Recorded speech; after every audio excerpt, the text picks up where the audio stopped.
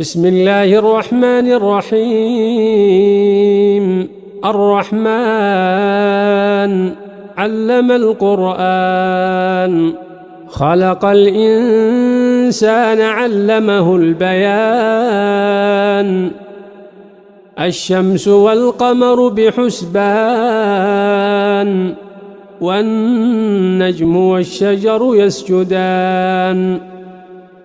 والسماء رفعها ووضع الميزان، ألا تطغوا في الميزان.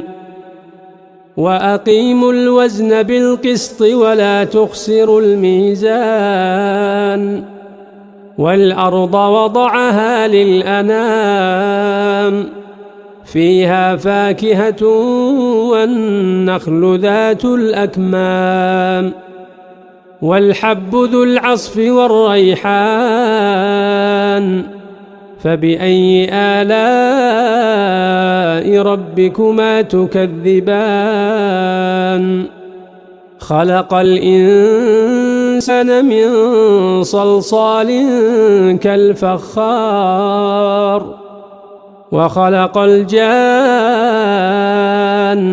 من مارج من نار. فبأي آلاء ربكما تكذبان.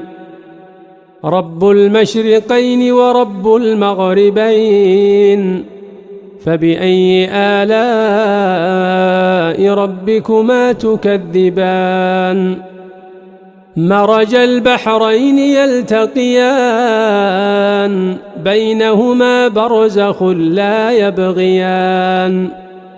فبأي آلاء ربكما تكذبان. يخرج منهما اللؤلؤ والمرجان،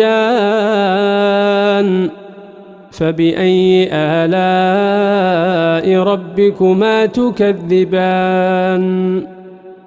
وله الجوار المنشآت في البحر كالأعلام، فبأي آلاء ربكما تكذبان.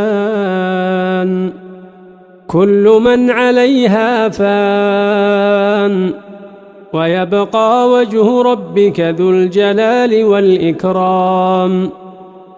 فبأي آلاء ربكما تكذبان. يسأله من في السماوات والأرض، كل يوم هو في شأن. فبأي آلاء ربكما تكذبان. سنفرغ لكم أيها الثقلان، فبأي آلاء ربكما تكذبان. يا معشر الجن والإنس إن استطعتم أن تنفذوا من أقطار السماوات والأرض فانفذوا، لا تنفذون إلا بسلطان. فبأي آلاء ربكما تكذبان. يرسل عليكما شواظ من نار ونحاس فلا تنتصران. فبأي آلاء ربكما تكذبان. فإذا انشقت السماء فكانت وردة كالدهان. فبأي آلاء ربكما تكذبان. فيومئذ لا يسأل عن ذنبه إنس ولا جان. فبأي آلاء ربكما تكذبان. يعرف المجرمون بسيماهم فيؤخذ بالنواصي والأقدام. فبأي آلاء ربكما تكذبان هذه جهنم التي يكذب بها المجرمون يطوفون بينها وبين حميم آن فبأي آلاء ربكما تكذبان ولمن خاف مقام ربه جنتان فبأي آلاء ربكما تكذبان ذواتا أفنان فبأي آلاء ربكما تكذبان فيهما عينان تجريان فبأي آلاء ربكما تكذبان فيهما من كل فاكهة زوجان فبأي آلاء ربكما تكذبان متكئين على فرش بطائنها من استبرق وجنى الجنتين دان فبأي آلاء ربكما تكذبان